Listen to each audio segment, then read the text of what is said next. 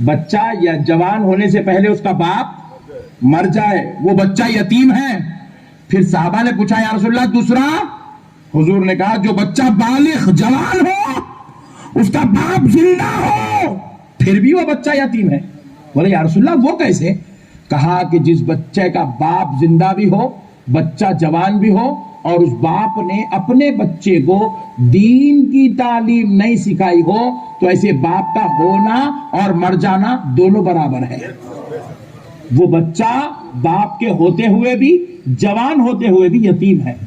आज हमारे बच्चों को बास पेरेंट्स 20% पेरेंट्स 20%, सुनो मैं बहुत बड़ी बात, क्योंकि मैं मदरसे का मौलाना नहीं हूं, मैं स्कूल का डायरेक्टर हूं, मैं प्रिंसिपल हूं, मैं इंग्लिश मीडियम स्कूल चलाता हूं, मेरे स्कूल में 700 बच्चे हैं,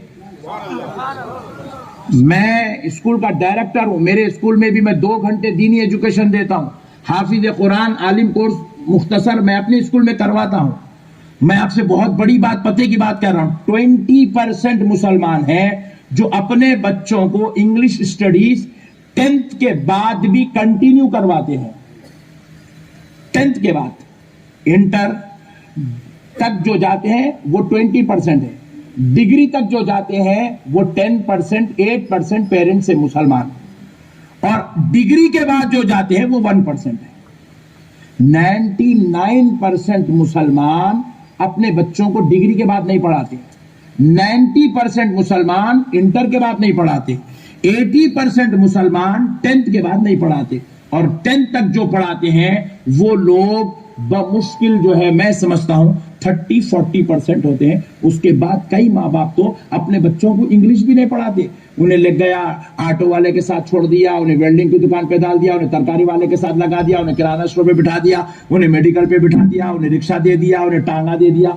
ऐसा करके अपनी नस्लों को बर्बाद कर रहे हैं, नस्लों को बर्बाद कर रहे हैं। खुदारा है मुसलमानों, अपनी औलाद को बर्बाद मत करो, अपनी औलाद के साथ इतना बदतरीन सुलूक मत करो, अपनी औलाद के साथ इतने बेगंदी हरकतें मत करो। और जो मुसलमान पढ़ाते भी है ना, मैं उनको देखा आजमा के, उन्हें यह सोचता मोहल्ले में अब डालना है, ये मोहल्ले में डालना है बच्चे को स्कूल में, तो 90% पेरेंट्स क्या सोचते मालूम? फीस कौन से स्कूल में कम है? 300 रुपए मंथली फीस होना, 500 रुपए मंथली फीस होना, 600 रुपए मंथली फीस होना, 1000 रुपए मंथली फीस होना, लेके जाके डाल दो। अच्छे कॉर्पोरेट स्कूल में डालेंगे जहां के टीचर्स का क्वालिफिकेशन बहुत अच्छा हो, ये तो सोचते ही नहीं, सोचते उससे हमारा कोई ताल्लुक नहीं है। हमारे बच्चे 10th पढ़ लेते, 1 मिनट भी उन्हें ठहर के इंग्लिश में बात नहीं कर सकता, इंटर कर लेता, एक मसला भी हल नहीं कर सकता। उनके बच्चों को देखो जाकर, क्रिश्चियंस के बच्चों को, यहूदियों के बच्चों को, कुफार के बच्चों को, 3rd क्लास का बच्चा नासा में जाने की बात कर रहा। ये हो गई दुनियावी एजुकेशन।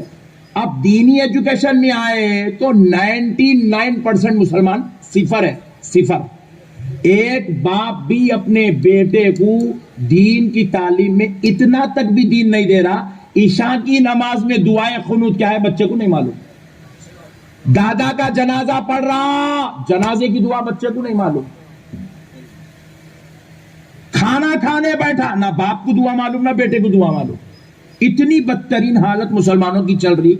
अब ऐसी बदतरीन दर्जे से हालत से गुजरने वाली कौम को आप बोल रहे हैं अल्लाह कामयाबी देना, अल्लाह उरूज देना, अजाब से बचाना, फिर मारे तो जन्नत देना। कैसा मिलती है आप मेरे को समझाइए। आप जिस कौम को दुनिया में गवर्नमेंट नौकरी देने को तैयार नहीं है, वो कौम को अल्लाह जन्नत कैसे देगा मेरे भाई?